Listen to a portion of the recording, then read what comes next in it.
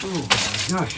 There's something under the house that I ignored for 30 years that I need to look at. It's the crawl space on the addition at the back. What I'm concerned about is the damp smell. Maybe it's mold or maybe even sewer gas. The reason this came into the spotlight is because I want to install new flooring above it. But before I do that, I want to be sure that what I'm installing on is good. It seems that what people do these days is a crawl space encapsulation. That seems a great idea, but I've never done it before.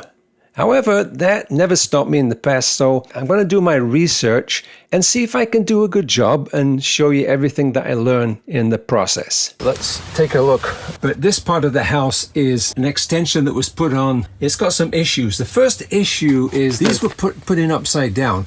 This is a vapor barrier, and that's not supposed to be on this side. That's supposed to be up against the floor. And I'm going to take these out. And then the plan is, on this wall, I'm going to insulate that wall as well as try and fix this floor. Now there's an issue with a sagging beam, and what I intend to do is dig a 3-foot hole, create a footing, and build a pier to support the center of this beam. If you want to see how that goes, watch the follow-up video that I'll be posting. I'm going to use, it's a silicone full face mask. It looks like this, and this has got a single canister like this. So I'm just going to take this off. Goes on there like that. See if I can get this on my head.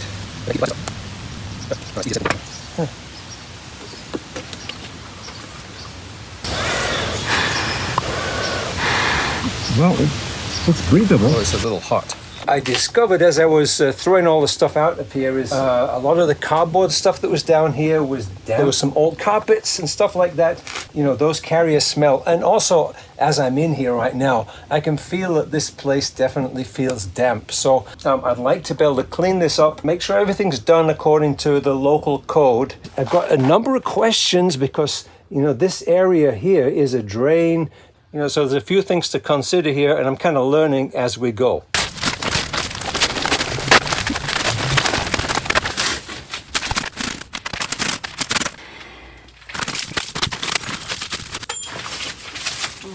Gosh.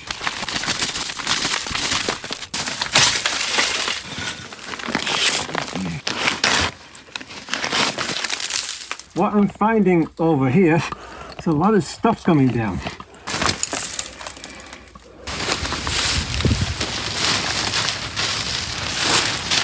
Now that I've got all of the insulation taken out from here, it's time for me to try and do an inspection. I have a moisture meter, and I'm going to be checking all 4 corners and in the middle. So here's the first corner. This has different wood types. I've set this to the type that shows the highest humidity. I'm just going to use that as a reference. So right now it's showing 13.3% humidity. So I'm going to check all the corners, and I'm going to check there's a beam goes across the middle here. As I was checking the corners, I looked at this, and this is actually cracked, and it actually goes outside and it's open.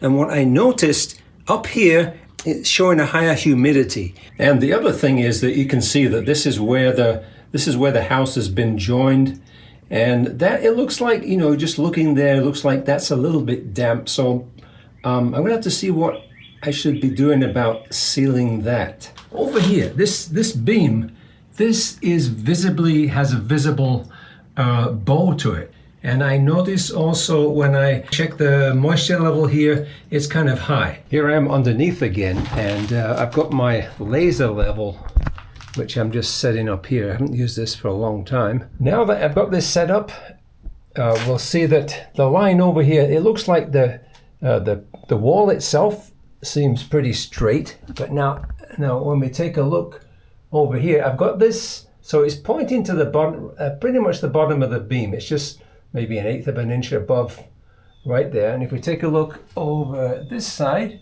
it looks like the wall itself is good, but when we come to the middle of this thing, I would say that's probably about 1 inch.